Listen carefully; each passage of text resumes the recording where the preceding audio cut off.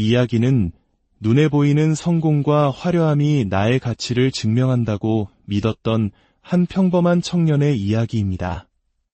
우리 시대의 많은 이들처럼 그는 자신의 노력과 땀으로 견고한 성을 쌓아 올리면 그 안에서 영원한 만족과 안정을 찾을 수 있을 것이라 생각했습니다. 하지만 인간이 쌓아 올린 가장 단단한 성벽마저도 전능하신 분의 숨결 한 번에 무너져 내릴 수 있다는 것을 그는 알지 못했습니다. 오늘 이 깊은 울림이 있는 고백을 듣기 전 여러분의 마음에 작은 움직임이 있으시다면 좋아요와 구독으로 이 이야기를 더 많은 영혼에게 전하는 빛이 되어주시길 부탁드립니다.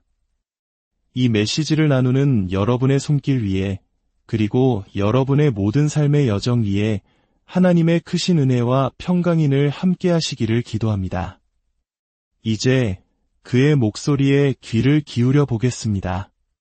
저는 특별한 영적 은사를 받은 사람도 아니고 사람들 앞에서 내세울 만한 대단한 믿음을 가진 사람도 아닙니다. 불과 몇 달 전까지만 해도 제 세상의 전부는 헬스장과 식단표, 그리고 거울 속에 비친 저의 몸뿐이었습니다. 몸이 곧 자산이고 외적인 성공이 인생의 전부라고 굳게 믿었습니다. 더 많은 회원을 유치하고 더 멋진 몸을 만들어 SNS의 팔로워 숫자를 늘리는 것. 그것이 제 존재 가치를 증명하는 유일한 길이라 여기며 살아왔습니다. 하지만 전능하신 하나님께서는 그런 저의 교만과 어리석음을 한순간에 무너뜨리셨습니다. 제가 감히 상상조차 할 수 없었던 방식으로 제 삶에 개입하셨고 이 시대가 영적으로 얼마나 깊은 어둠 속에 있는지를 너무나도 생생하게 보여주셨습니다. 이제 저는 더 이상 침묵할 수 없습니다. 이것은 제 의지로 시작한 이야기가 아니지만 하나님의 강력한 이끄심 앞에 순종하는 마음으로 제가 직접 보고 듣고 경험한 모든 것을 진실하게 나누려 합니다. 이 간증은 저 한 사람의 특별한 체험담이 아니라 지금 이 시대를 살아가는 우리 모두에게 주시는 하나님의 절박하고도 뜨거운 사랑의 경고임을 믿습니다. 저희 집은 부산의 평범하고 소박한 가정이었습니다.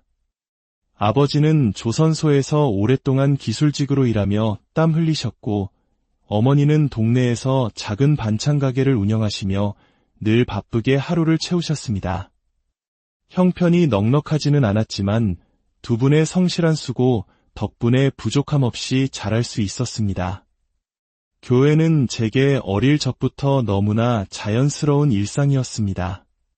주일이면 어머니 손을 잡고 예배당에 가서 율동 찬양을 따라하고 중고등부 수련회에도 빠짐없이 참석했습니다. 겉보기에는 나름 신앙심 깊은 청년처럼 보였을지도 모릅니다. 하지만 지금 돌이켜보면 그 모든 것은 신앙이 아닌 습관이었습니다. 저는 단 한 번도 주님을 인격적으로 깊이 만난 적이 없었습니다. 제게 예수님은 늘 제가 필요할 때만 찾는 분이었습니다. 하나님, 이번에 회원 2명만 더 등록하게 해주세요. 이번 보디빌딩 대회에서 꼭 입상하게 해주세요. 이것만 잘 되면 앞으로 길이 열립니다. 그것은 기도가 아니라 거래였고 신앙이라기보다는 제 욕심을 채우기 위한 도구에 불과했습니다. 운동선수 시절부터 귀에 못이 박히도록 들었던 말이 있습니다. 내 노력은 절대 너를 배신하지 않는다. 저는 그 말을 절대적인 진리처럼 믿었습니다. 새벽마다 땀을 흘리고 극한의 식단으로 몸을 혹사시키며 끊임없이 자신을 채찍질했습니다.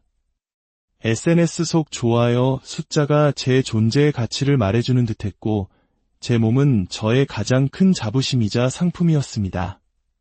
하지만 이상하게도 아무리 좋은 성과를 내고 몸을 만들어도 마음 한구석은 늘 텅 빈 것처럼 공허했습니다. 목표를 하나 이루면 잠시 기뻤다가 이내 더 큰 불안이 밀려왔습니다. 이번엔 더 잘해야 해 끝없는 압박감에 시달렸습니다. 돌이켜보면 그때부터 하나님은 제게 계속해서 신호를 보내고 계셨습니다. 회원과 상담하던 중 갑자기 찾아온 이유 없는 공황 증상, 훈련 중에 몇 번씩 반복되던 극심한 어지럼증, 그리고 꿈속에서 계속 나타나던 불 꺼진 헬스장에 저 혼자 덩그러니 남겨진 기묘한 장면들. 하지만 저는 그 모든 신호를 철저히 무시했습니다. 요즘 피곤해서 그래. 스트레스가 많아서 그런 걸 거야. 그렇게 제 자신을 계속 합리화하며 주님의 음성을 외면했습니다. 그러다 결국 그날이 왔습니다. 대회 준비가 막바지에 이르렀던 어느 날 새벽, 늘 하던 대로 러닝을 하던 중 제 몸이 그대로 바닥으로 주저앉고 말았습니다. 눈앞이 새하얘지고 심장이 미친 듯이 뛰다가 인해 숨이 막힐 듯 조여왔습니다. 구급차에 실려 병원으로 옮겨졌고 의사는 제게 단호하게 말했습니다. 이대로 계속하면 정말 위험합니다. 신체 과부하 상태예요. 완전한 휴식이 필요합니다.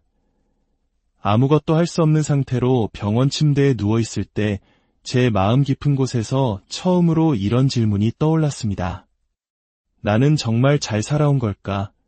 그리고 바로 그때 그동안 제가 애써 외면해왔던 주님의 음성이 너무나도 선명하게 들려왔습니다. 사랑하는 아들아, 이제 그만해도 괜찮다. 내가 너의 진짜 주인이 되어주고 싶구나.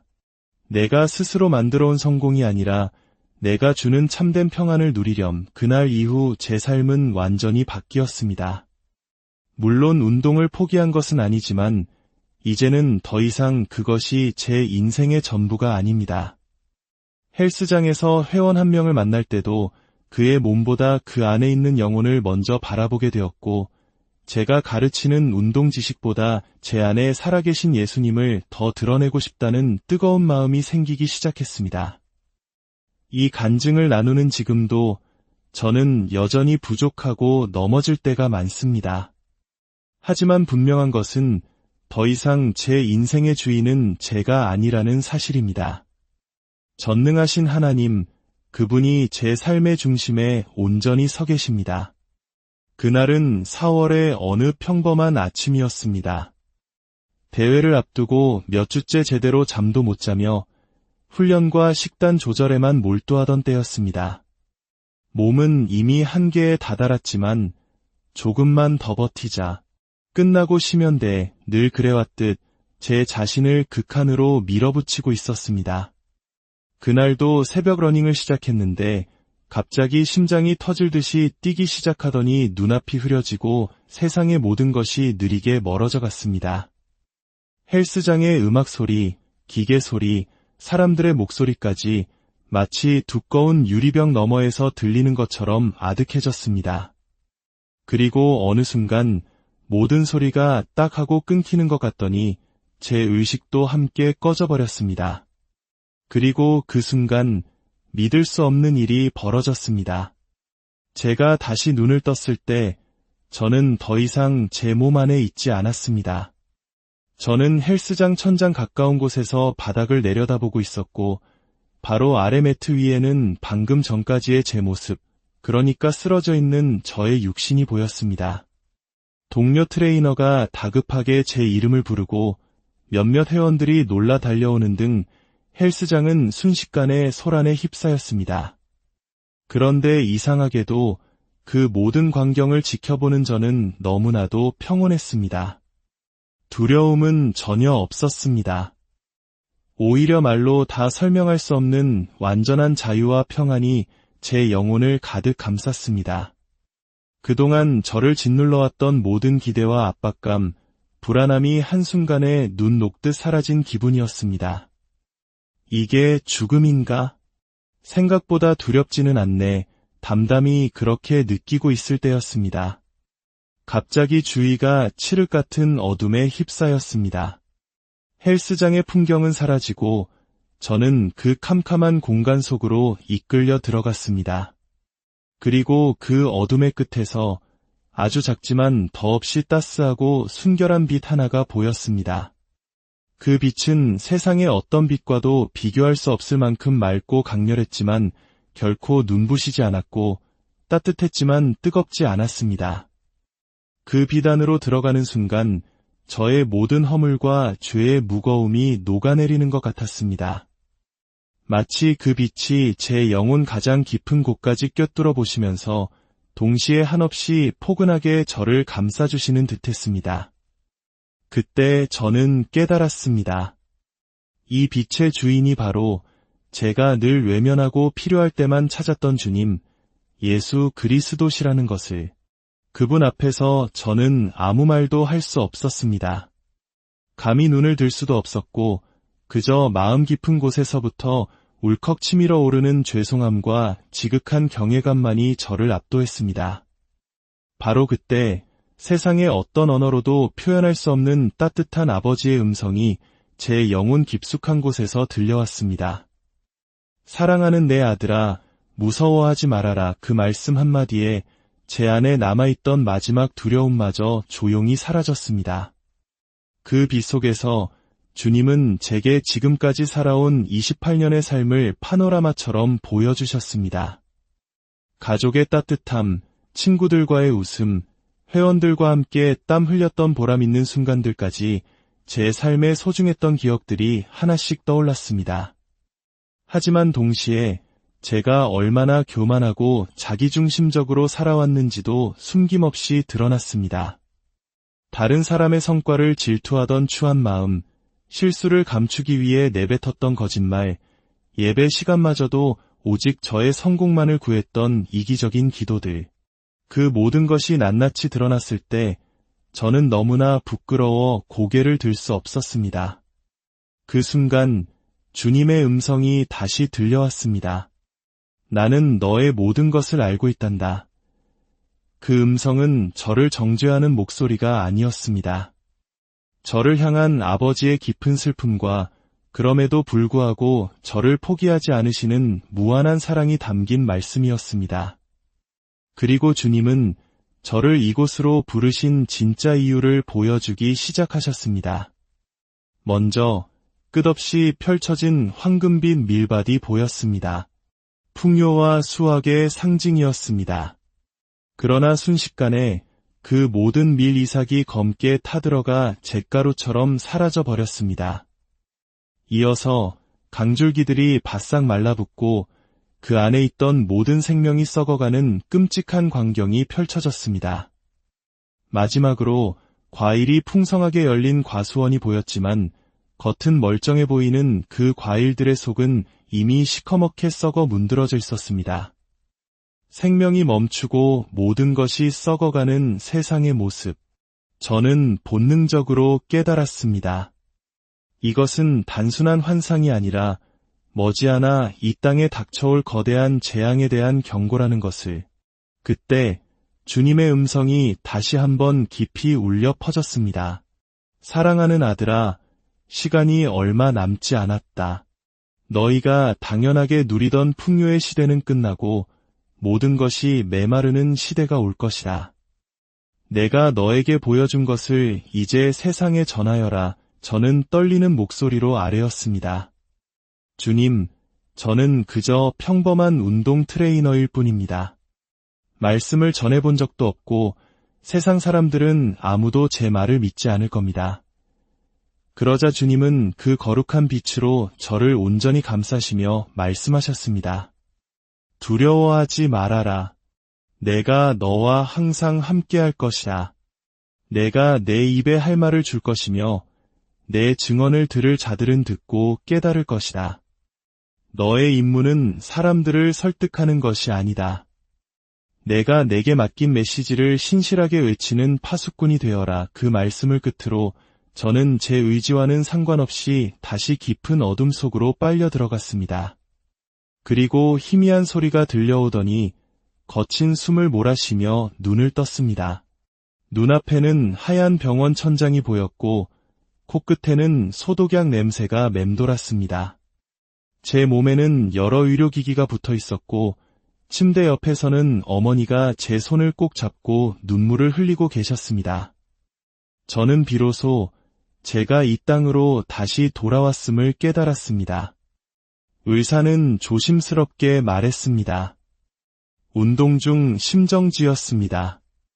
심장이 몇 분간 멈췄었고, 솔직히 의학적으로는 가능성이 거의 없었습니다. 이건 기적입니다.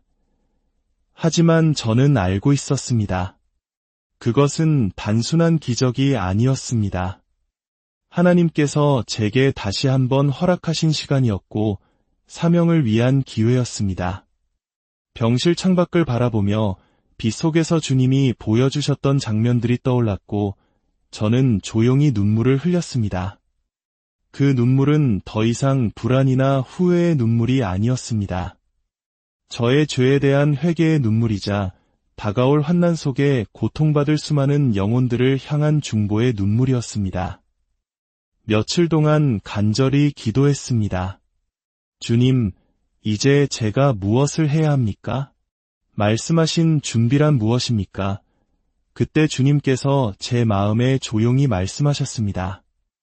아들아, 내가 말한 준비는 생존을 위한 비축이 아니라 사랑을 위한 나눔이다. 먹을 것과 물도 준비하되 그것은 너만을 위한 것이 아니라 굶주린 내 이웃의 손을 붙잡아줄 도구가 되어야 한다.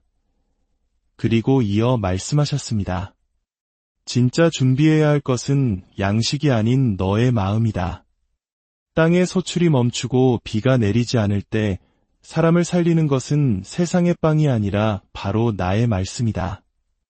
세상이 메말라 갈수록 내 음성을 듣는 귀를 준비하여라. 그 말씀은 제 마음 깊은 곳에 새겨졌습니다. 진짜 위기는 양식이 끊기는 것이 아니라 하나님의 음성이 들리지 않는 영적 기근임을 깨달았습니다. 아무리 많은 것을 쌓아두어도 주님과의 관계가 끊어진다면 우리는 그날을 결코 이겨낼 수 없습니다. 처음에는 부모님께 이야기를 꺼내는 것조차 두려웠습니다. 하지만 더는 감출 수 없어 병원에서 겪은 일과 주님께서 보여주신 환상을 조심스럽게 말씀드렸습니다. 처음엔 그저 극심한 스트레스로 인한 환상이라 여기셨던 부모님도 이전과는 완전히 달라진 제 눈빛과 태도를 보시고는 조금씩 제 말을 진지하게 들어주시기 시작했습니다. 아버지는 말없이 저를 안아주셨고 어머니는 제 손을 잡고 함께 기도해 주셨습니다. 하지만 교회 공동체에 이 사실을 나누는 일은 또 다른 용기가 필요했습니다. 사람들이 날 이상하게 보면 어떡하지? 두려움이 앞섰지만 경고를 받고도 침묵하는 것이 더 큰 불순종이라는 마음이 저를 강단으로 이끌었습니다. 청년부 예배 말미에 짧게 간증할 시간을 얻었습니다. 마이크를 쥔 손은 떨렸지만 주님이 주시는 담대함으로 입을 열었습니다. 제가 겪은 모든 일, 그리고 밀밭이 먼지가 되고 강이 말라가며 과일이 속부터 썩어가던 환상을 있는 그대로 전했습니다. 예배당에는 무거운 침묵이 흘렀습니다. 간증이 끝나자 맨 앞줄에 앉아 계시던 한 권사님께서 눈물을 닦으며 다가와 제 손을 잡아주시며 말씀하셨습니다. 형제님, 주님께서 형제님을 통해 우리에게 말씀하시는 것 같아요. 몇몇 성도들도 함께 기도해주며 저의 간증을 믿음으로 받아들여 주었습니다. 하지만 모두가 그런 것은 아니었습니다. 어떤 이들은 조심스럽게 다가와 형제, 요즘 너무 힘들었나 봐. 스트레스가 심했겠어. 좀 쉬고 다시 일상으로 돌아와 라고 말했습니다.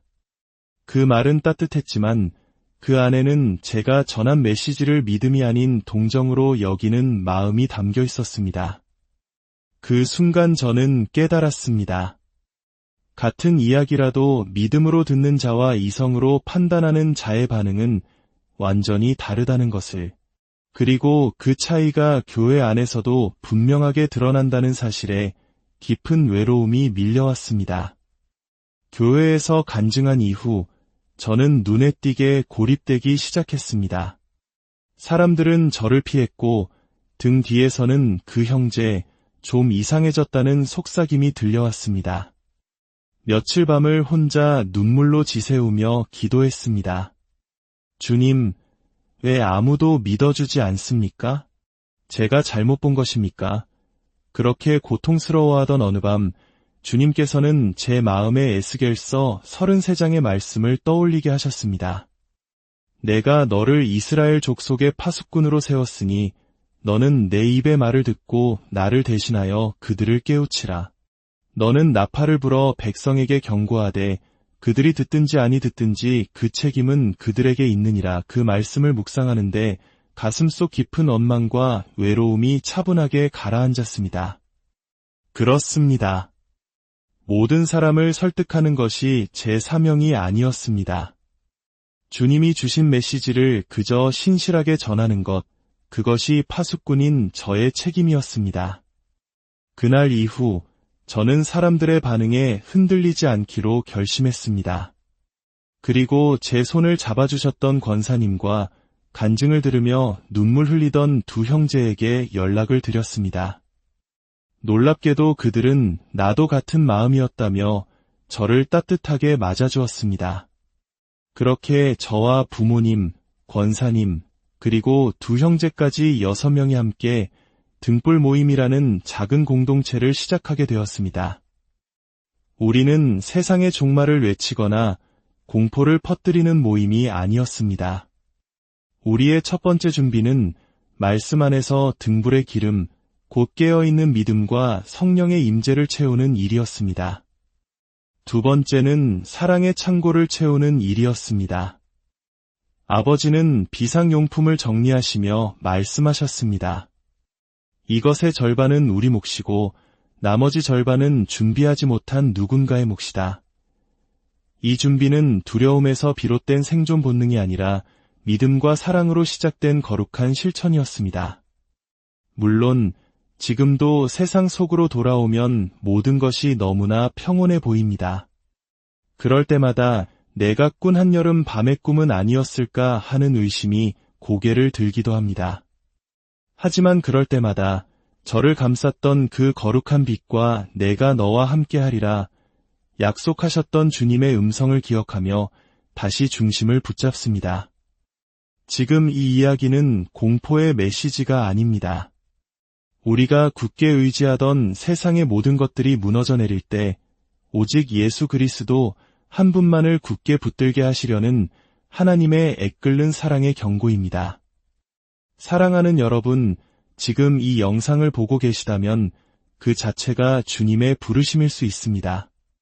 세상의 소음을 잠시 멈추고 당신의 마음을 두드리시는 주님의 음성에 귀 기울여 주십시오. 이 이야기가 당신의 마음에 닿았다면 댓글에 저도 함께 깨어 있겠습니다. 라고 남겨주십시오. 그리고 어느 지역에서 이 메시지를 듣고 계신지 함께 알려주신다면 전 세계 곳곳에서 함께 깨어 기도하는 믿음의 불빛들이 얼마나 넓게 퍼지고 있는지 서로 확인하며 큰 힘을 얻게 될 것입니다.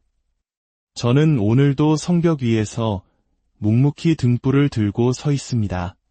주 예수 그리스도의 이름으로 간절히 기도드리며 이 이야기는 눈에 보이는 성공과 화려함이 나의 가치를 증명한다고 믿었던 한 평범한 청년의 이야기입니다.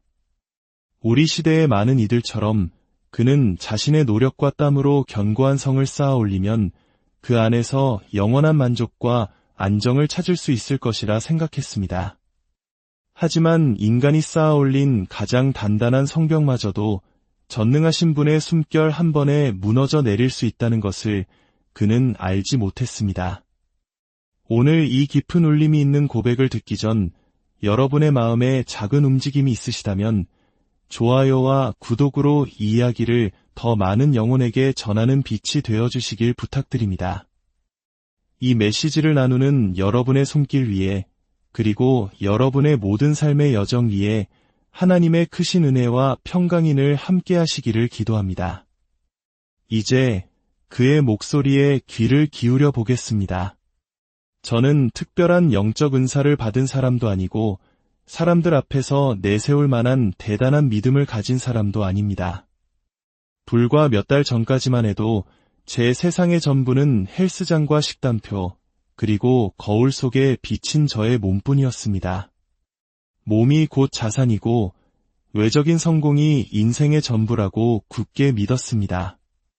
더 많은 회원을 유치하고 더 멋진 몸을 만들어 SNS의 팔로워 숫자를 늘리는 것.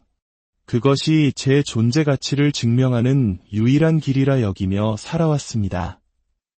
하지만 전능하신 하나님께서는 그런 저의 교만과 어리석음을 한순간에 무너뜨리셨습니다. 제가 감히 상상조차 할 수 없었던 방식으로 제 삶에 개입하셨고, 이 시대가 영적으로 얼마나 깊은 어둠 속에 있는지를 너무나도 생생하게 보여주셨습니다. 이제 저는 더 이상 침묵할 수 없습니다. 이것은 제 의지로 시작한 이야기가 아니지만 하나님의 강력한 이끄심 앞에 순종하는 마음으로 제가 직접 보고 듣고 경험한 모든 것을 진실하게 나누려 합니다. 이 간증은 저 한 사람의 특별한 체험담이 아니라 지금 이 시대를 살아가는 우리 모두에게 주시는 하나님의 절박하고도 뜨거운 사랑의 경고임을 믿습니다. 저희 집은 부산의 평범하고 소박한 가정이었습니다. 아버지는 조선소에서 오랫동안 기술직으로 일하며 땀 흘리셨고, 어머니는 동네에서 작은 반찬 가게를 운영하시며 늘 바쁘게 하루를 채우셨습니다. 형편이 넉넉하지는 않았지만 두 분의 성실한 수고 덕분에 부족함 없이 자랄 수 있었습니다. 교회는 제게 어릴 적부터 너무나 자연스러운 일상이었습니다. 주일이면 어머니 손을 잡고 예배당에 가서 율동 찬양을 따라하고 중고등부 수련회에도 빠짐없이 참석했습니다. 겉보기에는 나름 신앙심 깊은 청년처럼 보였을지도 모릅니다. 하지만 지금 돌이켜보면 그 모든 것은 신앙이 아닌 습관이었습니다. 저는 단 한 번도 주님을 인격적으로 깊이 만난 적이 없었습니다. 제게 예수님은 늘 제가 필요할 때만 찾는 분이었습니다. 하나님, 이번에 회원 2명만 더 등록하게 해주세요. 이번 보디빌딩 대회에서 꼭 입상하게 해주세요. 이것만 잘 되면 앞으로 길이 열립니다. 그것은 기도가 아니라 거래였고, 신앙이라기보다는 제 욕심을 채우기 위한 도구에 불과했습니다. 운동선수 시절부터 귀에 못이 박히도록 들었던 말이 있습니다. 내 노력은 절대 너를 배신하지 않는다. 저는 그 말을 절대적인 진리처럼 믿었습니다. 새벽마다 땀을 흘리고 극한의 식단으로 몸을 혹사시키며 끊임없이 자신을 채찍질했습니다. SNS 속 좋아요 숫자가 제 존재의 가치를 말해주는 듯했고 제 몸은 저의 가장 큰 자부심이자 상품이었습니다. 하지만 이상하게도 아무리 좋은 성과를 내고 몸을 만들어도 마음 한구석은 늘 텅 빈 것처럼 공허했습니다. 목표를 하나 이루면 잠시 기뻤다가 이내 더 큰 불안이 밀려왔습니다. 이번엔 더 잘해야 해 끝없는 압박감에 시달렸습니다. 돌이켜보면 그때부터 하나님은 제게 계속해서 신호를 보내고 계셨습니다. 회원과 상담하던 중 갑자기 찾아온 이유 없는 공황 증상, 훈련 중에 몇 번씩 반복되던 극심한 어지럼증, 그리고 꿈속에서 계속 나타나던 불 꺼진 헬스장에 저 혼자 덩그러니 남겨진 기묘한 장면들. 하지만 저는 그 모든 신호를 철저히 무시했습니다. 요즘 피곤해서 그래. 스트레스가 많아서 그런 걸 거야. 그렇게 제 자신을 계속 합리화하며 주님의 음성을 외면했습니다. 그러다 결국 그날이 왔습니다. 대회 준비가 막바지에 이르렀던 어느 날 새벽, 늘 하던 대로 러닝을 하던 중 제 몸이 그대로 바닥으로 주저앉고 말았습니다. 눈앞이 새하얘지고 심장이 미친 듯이 뛰다가 이내 숨이 막힐 듯 조여왔습니다. 구급차에 실려 병원으로 옮겨졌고 의사는 제게 단호하게 말했습니다. 이대로 계속하면 정말 위험합니다. 신체 과부하 상태예요. 완전한 휴식이 필요합니다. 아무것도 할 수 없는 상태로 병원 침대에 누워있을 때 제 마음 깊은 곳에서 처음으로 이런 질문이 떠올랐습니다.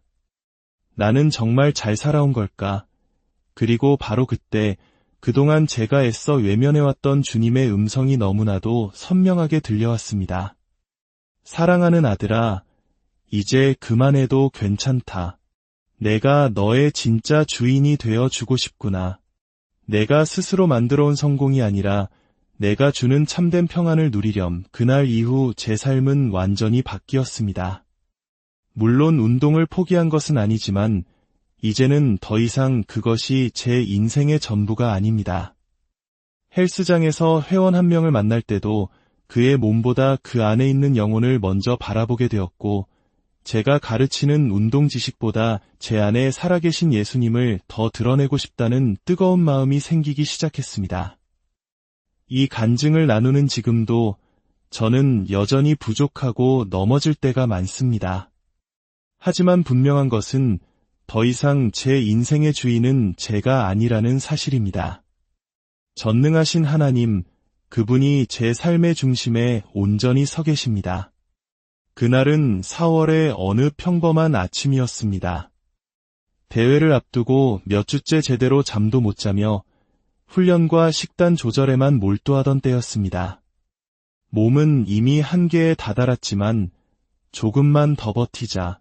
끝나고 쉬면 돼. 늘 그래왔듯 제 자신을 극한으로 밀어붙이고 있었습니다. 그날도 새벽 러닝을 시작했는데 갑자기 심장이 터질 듯이 뛰기 시작하더니 눈앞이 흐려지고 세상의 모든 것이 느리게 멀어져 갔습니다. 헬스장의 음악 소리, 기계 소리, 사람들의 목소리까지 마치 두꺼운 유리병 너머에서 들리는 것처럼 아득해졌습니다. 그리고 어느 순간 모든 소리가 딱 하고 끊기는 것 같더니 제 의식도 함께 꺼져버렸습니다. 그리고 그 순간 믿을 수 없는 일이 벌어졌습니다. 제가 다시 눈을 떴을 때 저는 더 이상 제 몸 안에 있지 않았습니다. 저는 헬스장 천장 가까운 곳에서 바닥을 내려다보고 있었고 바로 아래 매트 위에는 방금 전까지의 제 모습, 그러니까 쓰러져 있는 저의 육신이 보였습니다. 동료 트레이너가 다급하게 제 이름을 부르고 몇몇 회원들이 놀라 달려오는 등 헬스장은 순식간에 소란에 휩싸였습니다. 그런데 이상하게도 그 모든 광경을 지켜보는 저는 너무나도 평온했습니다. 두려움은 전혀 없었습니다. 오히려 말로 다 설명할 수 없는 완전한 자유와 평안이 제 영혼을 가득 감쌌습니다. 그동안 저를 짓눌러왔던 모든 기대와 압박감, 불안함이 한순간에 눈 녹듯 사라진 기분이었습니다. 이게 죽음인가? 생각보다 두렵지는 않네. 담담히 그렇게 느끼고 있을 때였습니다. 갑자기 주위가 칠흑 같은 어둠에 휩싸였습니다. 헬스장의 풍경은 사라지고 저는 그 캄캄한 공간 속으로 이끌려 들어갔습니다. 그리고 그 어둠의 끝에서 아주 작지만 더없이 따스하고 순결한 빛 하나가 보였습니다. 그 빛은 세상의 어떤 빛과도 비교할 수 없을 만큼 맑고 강렬했지만 결코 눈부시지 않았고 따뜻했지만 뜨겁지 않았습니다. 그 빛 안으로 들어가는 순간 저의 모든 허물과 죄의 무거움이 녹아내리는 것 같았습니다. 마치 그 빛이 제 영혼 가장 깊은 곳까지 꿰뚫어 보시면서 동시에 한없이 포근하게 저를 감싸주시는 듯했습니다. 그때 저는 깨달았습니다. 이 빛의 주인이 바로 제가 늘 외면하고 필요할 때만 찾았던 주님, 예수 그리스도시라는 것을. 그분 앞에서 저는 아무 말도 할 수 없었습니다. 감히 눈을 들 수도 없었고 그저 마음 깊은 곳에서부터 울컥 치밀어 오르는 죄송함과 지극한 경외감만이 저를 압도했습니다. 바로 그때 세상의 어떤 언어로도 표현할 수 없는 따뜻한 아버지의 음성이 제 영혼 깊숙한 곳에서 들려왔습니다. 사랑하는 내 아들아, 무서워하지 말아라. 그 말씀 한마디에 제 안에 남아있던 마지막 두려움마저 조용히 사라졌습니다. 그 빛 속에서 주님은 제게 지금까지 살아온 28년의 삶을 파노라마처럼 보여주셨습니다. 가족의 따뜻함, 친구들과의 웃음, 회원들과 함께 땀 흘렸던 보람 있는 순간들까지 제 삶에 소중했던 기억들이 하나씩 떠올랐습니다. 하지만 동시에 제가 얼마나 교만하고 자기중심적으로 살아왔는지도 숨김없이 드러났습니다. 다른 사람의 성과를 질투하던 추한 마음, 실수를 감추기 위해 내뱉었던 거짓말, 예배 시간마저도 오직 저의 성공만을 구했던 이기적인 기도들. 그 모든 것이 낱낱이 드러났을 때 저는 너무나 부끄러워 고개를 들 수 없었습니다. 그 순간 주님의 음성이 다시 들려왔습니다. 나는 너의 모든 것을 알고 있단다. 그 음성은 저를 정죄하는 목소리가 아니었습니다. 저를 향한 아버지의 깊은 슬픔과 그럼에도 불구하고 저를 포기하지 않으시는 무한한 사랑이 담긴 말씀이었습니다. 그리고 주님은 저를 이곳으로 부르신 진짜 이유를 보여주기 시작하셨습니다. 먼저 끝없이 펼쳐진 황금빛 밀밭이 보였습니다. 풍요와 수확의 상징이었습니다. 그러나 순식간에 그 모든 밀 이삭이 검게 타들어가 잿가루처럼 사라져 버렸습니다. 이어서 강줄기들이 바싹 말라붙고 그 안에 있던 모든 생명이 썩어가는 끔찍한 광경이 펼쳐졌습니다. 마지막으로 과일이 풍성하게 열린 과수원이 보였지만 겉은 멀쩡해 보이는 그 과일들의 속은 이미 시커멓게 썩어 문드러져 있었습니다. 생명이 멈추고 모든 것이 썩어가는 세상의 모습. 저는 본능적으로 깨달았습니다. 이것은 단순한 환상이 아니라 머지않아 이 땅에 닥쳐올 거대한 재앙에 대한 경고라는 것을. 그때 주님의 음성이 다시 한번 깊이 울려 퍼졌습니다. 사랑하는 아들아, 시간이 얼마 남지 않았다. 너희가 당연하게 누리던 풍요의 시대는 끝나고 모든 것이 메마르는 시대가 올 것이다. 내가 너에게 보여준 것을 이제 세상에 전하여라. 저는 떨리는 목소리로 아뢰었습니다. 주님, 저는 그저 평범한 운동 트레이너일 뿐입니다. 말씀을 전해본 적도 없고 세상 사람들은 아무도 제 말을 믿지 않을 겁니다. 그러자 주님은 그 거룩한 빛으로 저를 온전히 감싸시며 말씀하셨습니다. 두려워하지 말아라. 내가 너와 항상 함께할 것이다. 내가 내 입에 할 말을 줄 것이며 내 증언을 들을 자들은 듣고 깨달을 것이다. 너의 임무는 사람들을 설득하는 것이 아니다. 내가 내게 맡긴 메시지를 신실하게 외치는 파수꾼이 되어라. 그 말씀을 끝으로 저는 제 의지와는 상관없이 다시 깊은 어둠 속으로 빨려 들어갔습니다. 그리고 희미한 소리가 들려오더니 거친 숨을 몰아쉬며 눈을 떴습니다. 눈앞에는 하얀 병원 천장이 보였고 코끝에는 소독약 냄새가 맴돌았습니다. 제 몸에는 여러 의료기기가 붙어 있었고 침대 옆에서는 어머니가 제 손을 꼭 잡고 눈물을 흘리고 계셨습니다. 저는 비로소 제가 이 땅으로 다시 돌아왔음을 깨달았습니다. 의사는 조심스럽게 말했습니다. 운동 중 심정지였습니다. 심장이 몇 분간 멈췄었고 솔직히 의학적으로는 가능성이 거의 없었습니다. 이건 기적입니다. 하지만 저는 알고 있었습니다. 그것은 단순한 기적이 아니었습니다. 하나님께서 제게 다시 한번 허락하신 시간이었고 사명을 위한 기회였습니다. 병실 창밖을 바라보며 빛 속에서 주님이 보여주셨던 장면들이 떠올랐고 저는 조용히 눈물을 흘렸습니다. 그 눈물은 더 이상 불안이나 후회의 눈물이 아니었습니다. 저의 죄에 대한 회개의 눈물이자 다가올 환난 속에 고통받을 수많은 영혼들을 향한 중보의 눈물이었습니다. 며칠 동안 간절히 기도했습니다. 주님, 이제 제가 무엇을 해야 합니까? 말씀하신 준비란 무엇입니까? 그때 주님께서 제 마음에 조용히 말씀하셨습니다. 아들아, 내가 말한 준비는 생존을 위한 비축이 아니라 사랑을 위한 나눔이다. 먹을 것과 물도 준비하되 그것은 너만을 위한 것이 아니라 굶주린 내 이웃의 손을 붙잡아줄 도구가 되어야 한다. 그리고 이어 말씀하셨습니다. 진짜 준비해야 할 것은 양식이 아닌 너의 마음이다. 땅의 소출이 멈추고 비가 내리지 않을 때 사람을 살리는 것은 세상의 빵이 아니라 바로 나의 말씀이다. 세상이 메말라 갈수록 내 음성을 듣는 귀를 준비하여라. 그 말씀은 제 마음 깊은 곳에 새겨졌습니다. 진짜 위기는 양식이 끊기는 것이 아니라 하나님의 음성이 들리지 않는 영적 기근임을 깨달았습니다. 아무리 많은 것을 쌓아두어도 주님과의 관계가 끊어진다면 우리는 그날을 결코 이겨낼 수 없습니다. 처음에는 부모님께 이야기를 꺼내는 것조차 두려웠습니다.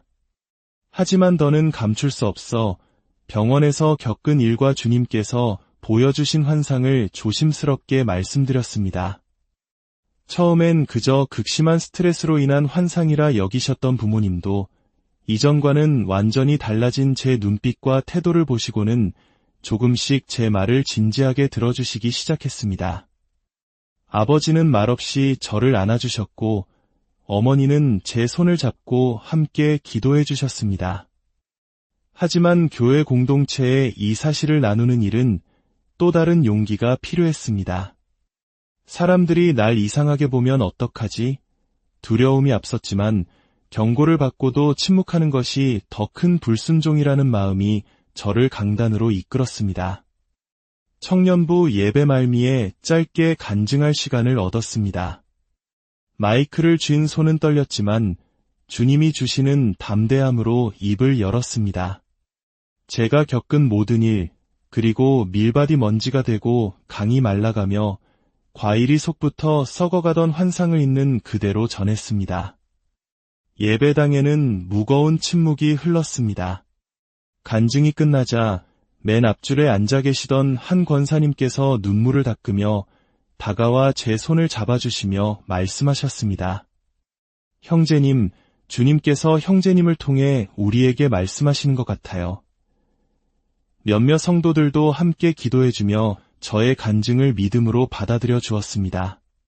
하지만 모두가 그런 것은 아니었습니다. 어떤 이들은 조심스럽게 다가와 형제, 요즘 너무 힘들었나 봐. 스트레스가 심했겠어. 좀 쉬고 다시 일상으로 돌아와 라고 말했습니다. 그 말은 따뜻했지만 그 안에는 제가 전한 메시지를 믿음이 아닌 동정으로 여기는 마음이 담겨 있었습니다. 그 순간 저는 깨달았습니다. 같은 이야기라도 믿음으로 듣는 자와 이성으로 판단하는 자의 반응은 완전히 다르다는 것을, 그리고 그 차이가 교회 안에서도 분명하게 드러난다는 사실에 깊은 외로움이 밀려왔습니다. 교회에서 간증한 이후 저는 눈에 띄게 고립되기 시작했습니다. 사람들은 저를 피했고 등 뒤에서는 그 형제, 좀 이상해졌다는 속삭임이 들려왔습니다. 며칠 밤을 혼자 눈물로 지새우며 기도했습니다. 주님, 왜 아무도 믿어주지 않습니까? 제가 잘못 본 것입니까?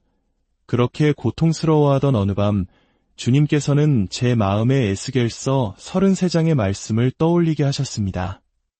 내가 너를 이스라엘 족속의 파수꾼으로 세웠으니 너는 내 입의 말을 듣고 나를 대신하여 그들을 깨우치라. 너는 나팔을 불어 백성에게 경고하되 그들이 듣든지 아니 듣든지 그 책임은 그들에게 있느니라. 그 말씀을 묵상하는데 가슴속 깊은 원망과 외로움이 차분하게 가라앉았습니다. 그렇습니다. 모든 사람을 설득하는 것이 제 사명이 아니었습니다. 주님이 주신 메시지를 그저 신실하게 전하는 것, 그것이 파수꾼인 저의 책임이었습니다. 그날 이후 저는 사람들의 반응에 흔들리지 않기로 결심했습니다. 그리고 제 손을 잡아주셨던 권사님과 간증을 들으며 눈물 흘리던 두 형제에게 연락을 드렸습니다. 놀랍게도 그들은 나도 같은 마음이었다며 저를 따뜻하게 맞아주었습니다. 그렇게 저와 부모님, 권사님, 그리고 두 형제까지 6명이 함께 등불 모임이라는 작은 공동체를 시작하게 되었습니다. 우리는 세상의 종말을 외치거나 공포를 퍼뜨리는 모임이 아니었습니다.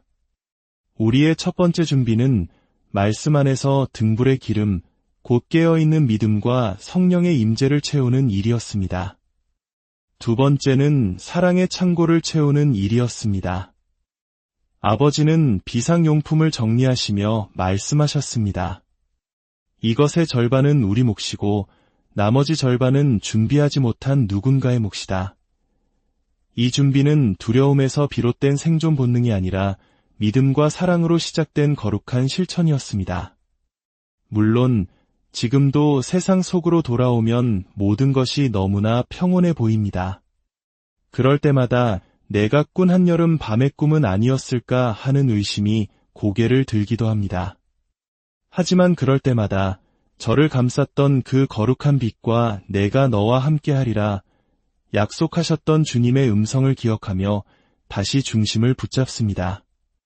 지금 이 이야기는 공포의 메시지가 아닙니다.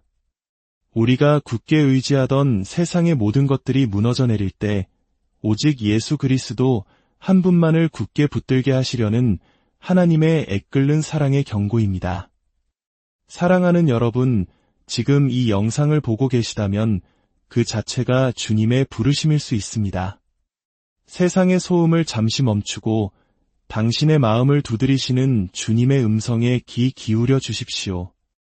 이 이야기가 당신의 마음에 닿았다면 댓글에 저도 함께 깨어 있겠습니다. 라고 남겨주십시오. 그리고 어느 지역에서 이 메시지를 듣고 계신지 함께 알려주신다면 전 세계 곳곳에서 함께 깨어 기도하는 믿음의 불빛들이 얼마나 넓게 퍼지고 있는지 서로 확인하며 큰 힘을 얻게 될 것입니다. 저는 오늘도 성벽 위에서 묵묵히 등불을 들고 서 있습니다. 주 예수 그리스도의 이름으로 간절히 기도드리며 이 이야기는 눈에 보이는 성공과 화려함이 나의 가치를 증명한다고 믿었던 한 평범한 청년의 이야기입니다. 우리 시대의 많은 이들처럼 그는 자신의 노력과 땀으로 견고한 성을 쌓아 올리면 그 안에서 영원한 만족과 안정을 찾을 수 있을 것이라 생각했습니다. 하지만 인간이 쌓아 올린 가장 단단한 성벽마저도 전능하신 분의 숨결 한 번에 무너져 내릴 수 있다는 것을 그는 알지 못했습니다. 오늘 이 깊은 울림이 있는 고백을 듣기 전 여러분의 마음에 작은 움직임이 있으시다면 좋아요와 구독으로 이 이야기를 더 많은 영혼에게 전하는 빛이 되어주시길 부탁드립니다. 이 메시지를 나누는 여러분의 손길 위에 그리고 여러분의 모든 삶의 여정 위에 하나님의 크신 은혜와 평강인을 함께 하시기를 기도합니다. 이제 그의 목소리에 귀를 기울여 보겠습니다. 저는 특별한 영적 은사를 받은 사람도 아니고 사람들 앞에서 내세울 만한 대단한 믿음을 가진 사람도 아닙니다. 불과 몇 달 전까지만 해도 제 세상의 전부는 헬스장과 식단표, 그리고 거울 속에 비친 저의 몸뿐이었습니다. 몸이 곧 자산이고 외적인 성공이 인생의 전부라고 굳게 믿었습니다. 더 많은 회원을 유치하고 더 멋진 몸을 만들어 SNS의 팔로워 숫자를 늘리는 것. 그것이 제 존재 가치를 증명하는 유일한 길이라 여기며 살아왔습니다. 하지만 전능하신 하나님께서는 그런 저의 교만과 어리석음을 한순간에 무너뜨리셨습니다. 제가 감히 상상조차 할 수 없었던 방식으로 제 삶에 개입하셨고 이 시대가 영적으로 얼마나 깊은 어둠 속에 있는지를 너무나도 생생하게 보여주셨습니다. 이제 저는 더 이상 침묵할 수 없습니다. 이것은 제 의지로 시작한 이야기가 아니지만 하나님의 강력한 이끄심 앞에 순종하는 마음으로 제가 직접 보고 듣고 경험한 모든 것을 진실하게 나누려 합니다. 이 간증은 저 한 사람의 특별한 체험담이 아니라 지금 이 시대를 살아가는 우리 모두에게 주시는 하나님의 절박하고도 뜨거운 사랑의 경고임을 믿습니다. 저희 집은 부산의 평범하고 소박한 가정이었습니다. 아버지는 조선소에서 오랫동안 기술직으로 일하며 땀 흘리셨고 어머니는 동네에서 작은 반찬 가게를 운영하시며 늘 바쁘게 하루를 채우셨습니다. 형편이 넉넉하지는 않았지만 두 분의 성실한 수고 덕분에 부족함 없이 자랄 수 있었습니다. 교회는 제게 어릴 적부터 너무나 자연스러운 일상이었습니다. 주일이면 어머니 손을 잡고 예배당에 가서 율동 찬양을 따라하고 중고등부 수련회에도 빠짐없이 참석했습니다. 겉보기에는 나름 신앙심 깊은 청년처럼 보였을지도 모릅니다. 하지만 지금 돌이켜보면 그 모든 것은 신앙이 아닌 습관이었습니다. 저는 단 한 번도 주님을 인격적으로 깊이 만난 적이 없었습니다. 제게 예수님은 늘 제가 필요할 때만 찾는 분이었습니다. 하나님, 이번에 회원 2명만 더 등록하게 해주세요. 이번 보디빌딩 대회에서 꼭 입상하게 해주세요. 이것만 잘 되면 앞으로 길이 열립니다. 그것은 기도가 아니라 거래였고 신앙이라기보다는 제 욕심을 채우기 위한 도구에 불과했습니다. 운동선수 시절부터 귀에 못이 박히도록 들었던 말이 있습니다. 내 노력은 절대 너를 배신하지 않는다. 저는 그 말을 절대적인 진리처럼 믿었습니다. 새벽마다 땀을 흘리고 극한의 식단으로 몸을 혹사시키며 끊임없이 자신을 채찍질했습니다. SNS 속 좋아요 숫자가 제 존재의 가치를 말해주는 듯했고 제 몸은 저의 가장 큰 자부심이자 상품이었습니다. 하지만 이상하게도 아무리 좋은 성과를 내고 몸을 만들어도 마음 한구석은 늘 텅 빈 것처럼 공허했습니다. 목표를 하나 이루면 잠시 기뻤다가 이내 더 큰 불안이 밀려왔습니다.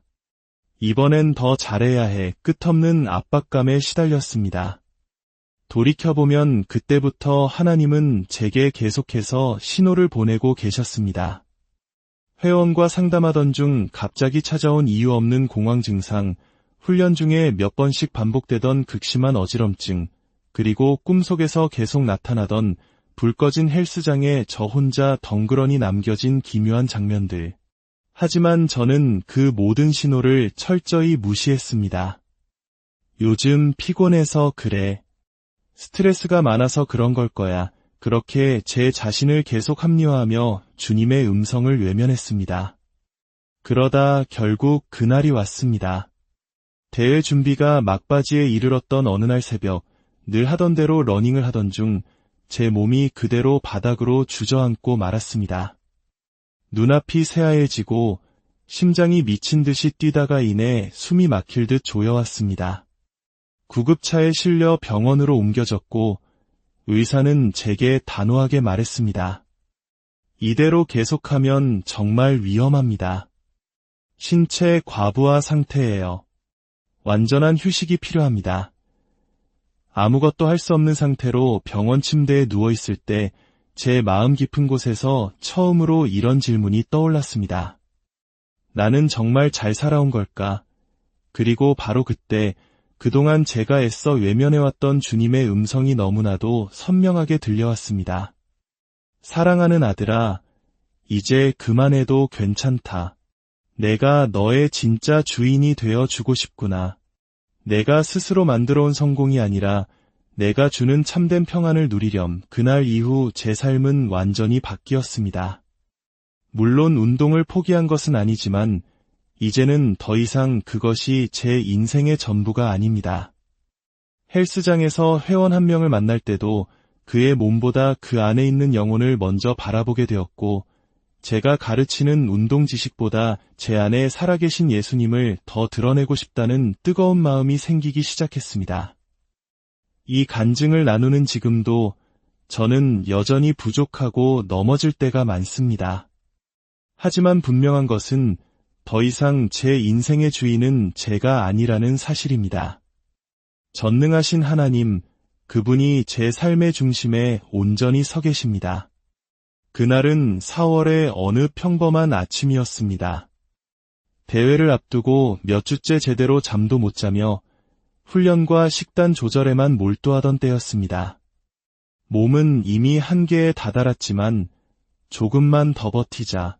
끝나고 쉬면 돼. 늘 그래왔듯 제 자신을 극한으로 밀어붙이고 있었습니다. 그날도 새벽 러닝을 시작했는데 갑자기 심장이 터질 듯이 뛰기 시작하더니 눈앞이 흐려지고 세상의 모든 것이 느리게 멀어져 갔습니다. 헬스장의 음악 소리, 기계 소리, 사람들의 목소리까지 마치 두꺼운 유리병 너머에서 들리는 것처럼 아득해졌습니다. 그리고 어느 순간 모든 소리가 딱 하고 끊기는 것 같더니 제 의식도 함께 꺼져버렸습니다. 그리고 그 순간 믿을 수 없는 일이 벌어졌습니다. 제가 다시 눈을 떴을 때 저는 더 이상 제 몸 안에 있지 않았습니다. 저는 헬스장 천장 가까운 곳에서 바닥을 내려다보고 있었고 바로 아래 매트 위에는 방금 전까지의 제 모습, 그러니까 쓰러져 있는 저의 육신이 보였습니다. 동료 트레이너가 다급하게 제 이름을 부르고 몇몇 회원들이 놀라 달려오는 등 헬스장은 순식간에 소란에 휩싸였습니다. 그런데 이상하게도 그 모든 광경을 지켜보는 저는 너무나도 평온했습니다. 두려움은 전혀 없었습니다. 오히려 말로 다 설명할 수 없는 완전한 자유와 평안이 제 영혼을 가득 감쌌습니다. 그동안 저를 짓눌러왔던 모든 기대와 압박감, 불안함이 한순간에 눈 녹듯 사라진 기분이었습니다. 이게 죽음인가? 생각보다 두렵지는 않네. 담담히 그렇게 느끼고 있을 때였습니다.